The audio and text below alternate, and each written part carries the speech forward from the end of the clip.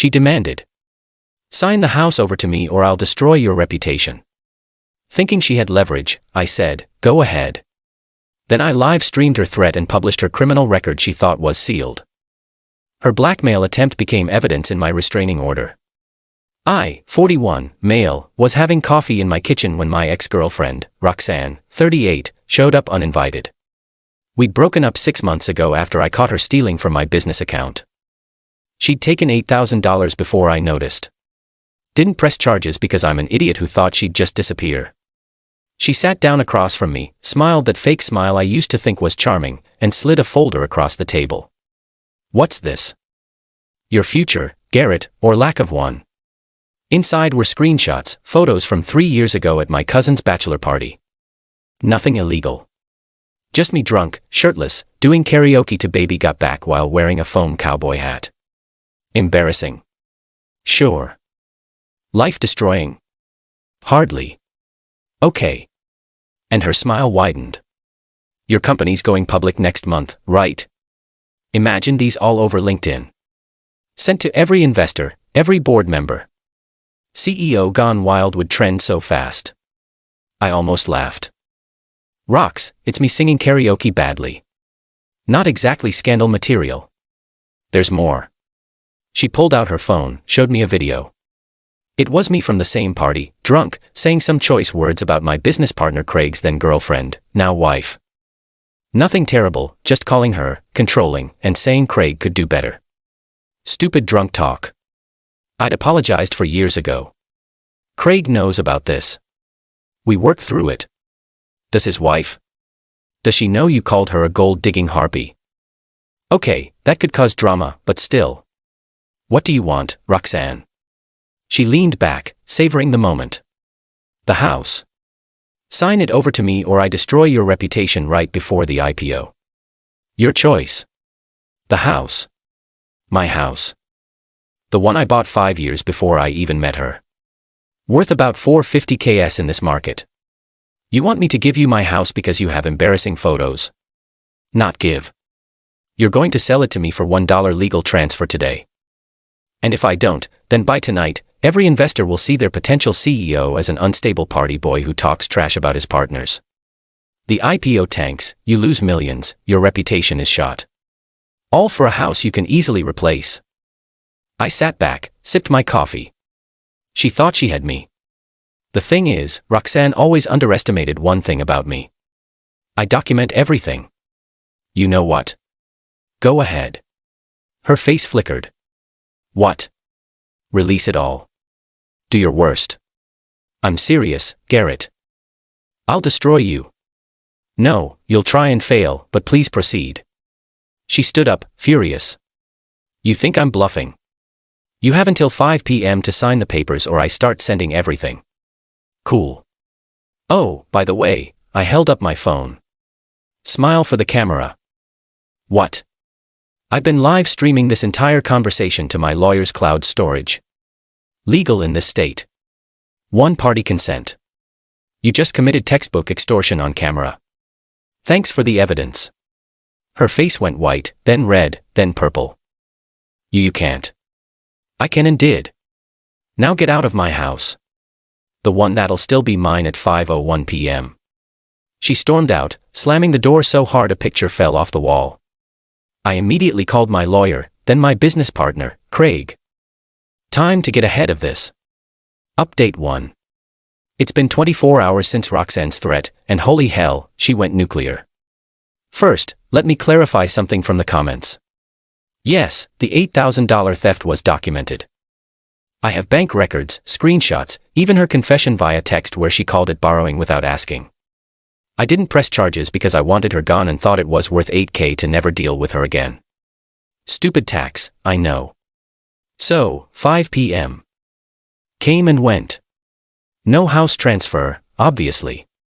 By 5:47 p.m., the photos were on Facebook, Instagram, and LinkedIn with captions like, "This is your future CEO, alcoholic party animal who can't control himself. Garrett talks trash about his business partners when drunk. Investor beware. Would you trust this man with your money?" The karaoke video got 47 views before I had it taken down for copyright violation. Thanks, Sir Mix-a-Lot's record label. But here's where Roxanne messed up.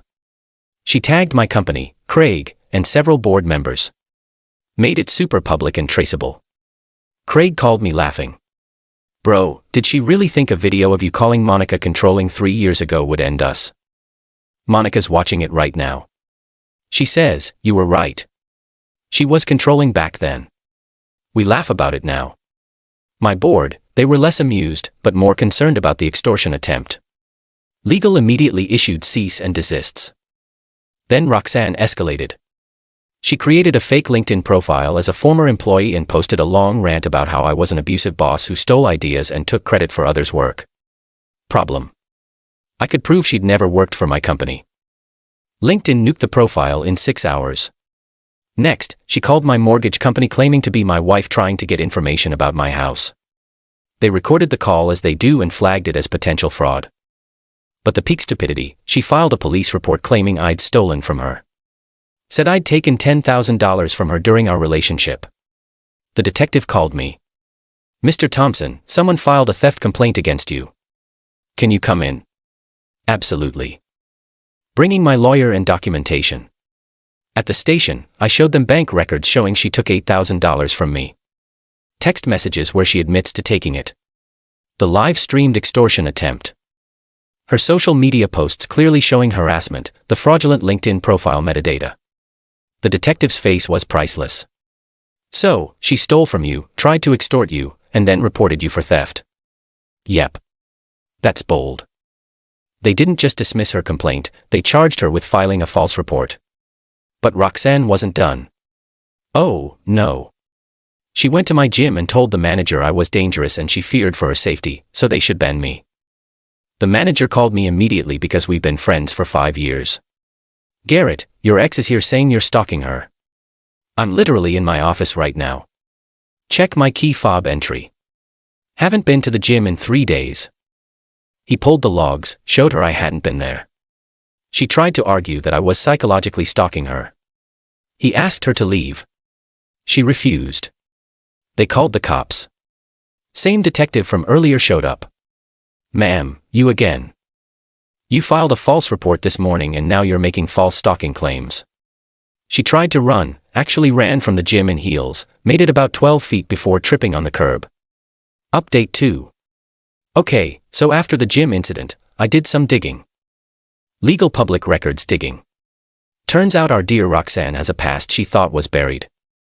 3 arrests from her 20s. Shoplifting. Dismissed after community service, check fraud, pled down to misdemeanor, assault, charges dropped when witness didn't show. She'd gotten them sealed. But here's the thing, sealed doesn't mean erased. It means they don't show up on basic background checks. But arrest records, those are public information in most states. The court documents, public. The police blotters from 10 years ago, archived online by local newspapers. I didn't even have to try hard. 15 minutes on Google and I had everything. I made a simple website, The Truth About Roxanne Mitchell, not defamation if it's true, right? Every claim backed up with links to official sources. No editorializing, just facts. Arrested on date for check fraud. Case number, source, courthouse link. Charged with assault on date, victim, her then roommate. Source, please bladder archive. Added a section about the current extortion attempt with the video clip where she literally demands my house. Then I sent the link to her employer. See, Roxanne works in financial services. As a compliance officer, the person who makes sure everyone else follows the law. Her boss called me within an hour. Mr. Thompson, we need to verify this information you've sent. Every link goes to official sources. Feel free to verify. She handles sensitive financial data. I'm aware. And she tried to extort you. Video evidence is on the site. We'll be conducting an internal investigation. Roxanne found out about the website that afternoon. The texts came in like a tsunami. Take it down now. This is illegal. You're ruining my life. I'll sue you for everything. Please. I'm sorry. Just take it down. I'll leave you alone forever if you delete it. I'm calling my lawyer. My lawyer says you have to take it down. Please. I didn't respond, just screenshotted everything for my restraining order application. Then she made her biggest mistake yet. She showed up at my house at 2 a.m. Drunk with a baseball bat, started screaming about destroying my car if I didn't take down the website. My security cameras caught everything. The neighbors called the cops. She was swinging at my car when they arrived. Arrested for attempted destruction of property, violation of the emergency restraining order. I'd gotten that afternoon. Public intoxication, terroristic threats. Yes, that's a real charge. The arrest was beautiful. She tried to tell the cops I was the real criminal, that I was harassing her with lies online. Cop. Ma'am, you're drunk. Holding a weapon at his house at 2 a.m., threatening property damage. Whatever website issue you have is a civil matter. This is criminal. Update 3. The restraining order hearing was yesterday. I thought Roxanne might not show considering she was facing criminal charges. Nope. She showed up with her mom Eunice, her sister Tiffany, and some bargain basement lawyer who looked like he'd rather be anywhere else. I had the extortion video, 247 threatening texts, security footage of the baseball bat incident, bank records of the theft, the false police report she filed, witness statements from neighbors, gym security footage of her lying about stalking. She had the karaoke photos, a printout of my website, her emotional distress. Her lawyer tried to argue I was the aggressor. My client is the victim of a sustained harassment campaign. Mr. Thompson created a website specifically to destroy her reputation. My lawyer, your client, attempted to extort a $450,000 property using revenge porn laws that don't even apply to fully clothed karaoke photos. When that failed, she escalated to harassment, false reports, and property destruction. The website contains only public records and her own words. Judge, Miss Mitchell, did you demand Mr. Thompson's house in exchange for not releasing photos? He's twisting everything. I just wanted what I deserved after our relationship. That's a yes. Did you show up at his house with a baseball bat? I was emotional. Also a yes. Then Eunice stood up. Your Honor, my daughter is a good person. He drove her to this. He's a manipulative narcissist who, ma'am, sit down or leave. This is a kangaroo court. You're all in on it together. Bailiff, remove her. As Eunice was escorted out screaming about corruption. Tiffany tried to secretly record on her phone. Court officer caught her, confiscated the phone. That's contempt of court. Tiffany started crying. The judge had seen enough. Miss Mitchell, your behavior constitutes criminal extortion, harassment, and stalking. The restraining order is granted for the maximum 5 years. You are not to contact Mr. Thompson directly or indirectly, come within 500 feet of his home or workplace, or make any posts about him on social media. Roxanne, but what about my job? His website is destroying my career. Your criminal behavior destroyed your career. Court actions are public record. Mr. Thompson has every right to share factual information. Perhaps you should have considered consequences before attempting extortion. Her lawyer tried one last thing. Your Honor, we'd like to file a counter-restraining order. On what grounds? That website. Denied. Anything else? The best part. Local court reporter was there. The story ran that evening. Local woman arrested for extortion after demanding ex's house for embarrassing photos. The website now ranks first when you Google her name. Final update. It's been 3 months since the restraining order.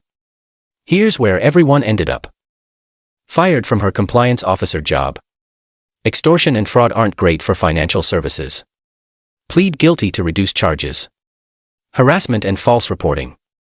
Got 18 months probation, 200 hours community service. Has to pay me $8,000 restitution for the theft. Finally moved back with her mom. Applied to 30+ jobs, all rejected after background checks. Started selling MLM weight loss shakes on Facebook, barely making $200 a month. Posted once about surviving narcissistic abuse. Got roasted in comments by people who knew the real story. Her dating profiles keep getting reported and taken down when people recognize her from the news article. The criminal record website I made still up. Still the first result updated with her recent convictions. All factual, all public record. My lawyer made sure it's bulletproof legally. Her enablers, Eunice, mom, was banned from the courthouse for 6 months for her outburst. Tried to sue me for defaming her daughter. Case dismissed immediately. Posts daily about the corrupt legal system to her 47 Facebook friends. Tiffany, sister, got 50 hours community service for contempt of court. Unfollowed Roxanne on everything after having to pick up trash on highways. The plot twist. Last month got a call from a detective in another state. Roxanne had tried the exact same extortion scheme with another ex 5 years ago. He'd paid her $20,000 to go away. Now seeing my case public, he wanted to press charges. She's facing federal extortion charges since it crossed state lines. Her new public defender is trying to plea it down, but she's looking at actual prison time. The best revenge. Remember my company's IPO went off without a hitch. The scandal of me doing bad karaoke 3 years ago. Board laughed about it. One investor said it made me more relatable. Stock price up 40% since launch. Use some of the proceeds to buy the house next to Roxanne's mom's place. Not to live in as a rental. The tenants are a lovely young couple with 3 kids and a drum set. They practice in the garage. Is that petty? Absolutely. Do I care? Not even slightly. Me now, house still mine, obviously. Relationship with business partner stronger than ever. Monica thinks the whole story is hilarious. Dating a forensic accountant I met during the legal proceedings.